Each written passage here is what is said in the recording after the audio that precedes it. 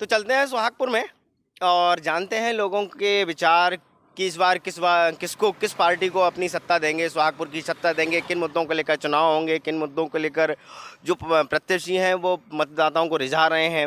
हम वार्ड में जाएंगे, लोगों से मिलेंगे या प्रत्याशी मिलते हैं तो उनसे भी मिलेंगे और जानेंगे कि क्या उनके मुद्दे होंगे, क्या स्थानीय मुद्दों पर चुनाव लड़े जाएंगे और स्थानीय महत्वपूर्ण मुद्दे क्या होंगे और जो मतदाता हैं उनकी क्या मांग है और प्रत्याशी उनसे क्या वादे कर रहे हैं। इन सभी विषयों को लेकर हम सुहागपुर के वार्ड में जाकर लोगों से मिलेंगे, जानकारी लेंगे, बात करेंगे। यदि प्रत्याशी मिलते हैं उनसे भी बात की जाएगी और जनता से तो हम निरंतर मिल ही रहे हैं, उनसे जानने की कोशिश कर रहे हैं कि किन मुद्दों को लेकर वे इस बार सुहागपुर का परिषद अध्यक्ष किस पार्टी का चुनेंगे।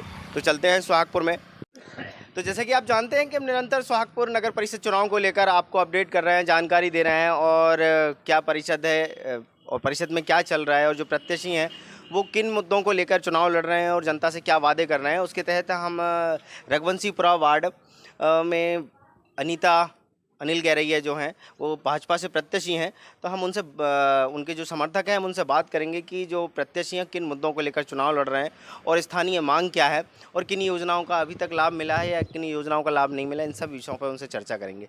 तो पहला मैं आपसे जानना चाहूँगा कि किन मुद्दों को लेकर भारतीय जनता पार्टी रघुवंशीपुरा वार्ड में अपना प्रत्याशी। देखिए, भारतीय जनता पार्टी एक ऐसी पार्टी है जिसने इस देश का सबसे ज़्यादा विकास किया है और सबका साथ सबका विकास लेकर ये पार्टी चलती है। न जाने कितनी योजना जन्म से लेके मृत्यु तक व्यक्ति की व्यवस्था वो भारतीय जनता पार्टी करती है।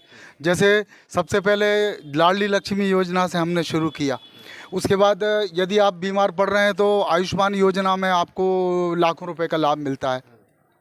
आवास योजना के माध्यम से उन्होंने ये स्थिति की है कि जिनके कच्चे घर थे आज वो अपने पक्के घरों में रहकर अपने जीवन स्तर को उन्होंने बहुत अच्छी तरह सुधारा है।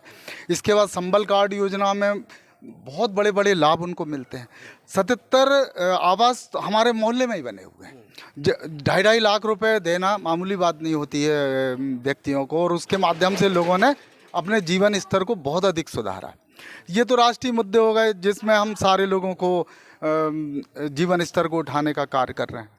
अब जैसे ये एक छोटा चुनाव है जिसमें स्थानीय मुद्दे भी अगर हम करें तो ये योजनाओं का लाभ तो मिला ही मिला है, लेकिन रघुवंशीपुरा वार्ड के लिए हमारे जो माननीय विधायक हैं विजयपाल सिंह जी, बहुत ही विकास पुरुष के नाम से जाने जाते हैं, तो उन्होंने एक बहुत अच्छी योजना बनाई है। रघुवंशीपुरा के सामने, नए थाने के सामने एक बहुत ही विशाल भवन बनने वाला है, वो नगर सचिवालय का रूप है।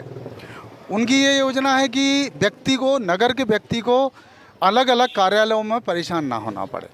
इसलिए उन्होंने एक योजना बनाई है कि अधिकांश कार्यालय जो हैं, एसडीएम कार्यालय, तहसीलदार, पीएचई और भी पटवारियों के बैठने का स्थान, सारे स्थान एक ही जगह पर हों। तो एक ही जगह पर होंगे तो व्यक्ति परेशान नहीं होगा अपने कामों के लिए, वो पूरे कामों को वहीं के वहीं करेगा।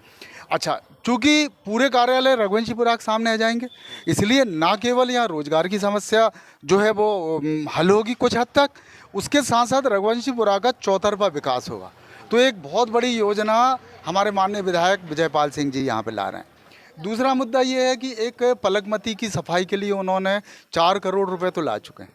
इसके बाद उनकी और भी प्लानिंग है कि वो और भी करीब 10 करोड़ के लगभग का प्रोजेक्ट है उनका पलकमती सफाई का।